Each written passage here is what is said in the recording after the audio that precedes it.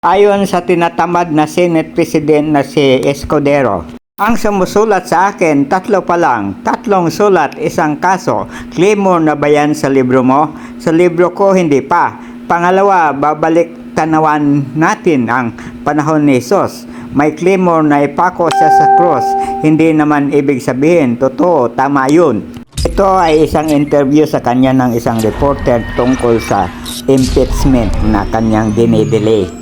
Sabi na niya na sa July na umpisahan ang trial. Mahigit pa 5 buwan.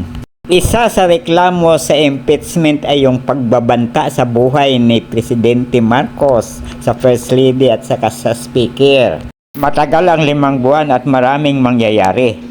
May nangyari kay Presidente, magiging President si Sara, ay si Escudero dapat ang sisisihin. At dahil sa pinaalala niyang tungkol kay Jesus Christ, ay baka mangyari sa kanya yan kapag nangyari ang sinasabi ko. Ang impeachment na yan ay nakasalalay rin ang ating national security against China. Ayaw kong maging probinsya ang Pilipinas ng China na nakaagaw na ng mga isla dyan sa West Philippine Sea na wala raw sa mapa, sabi ni Marcolita. Ayan kinuha ko sa Google.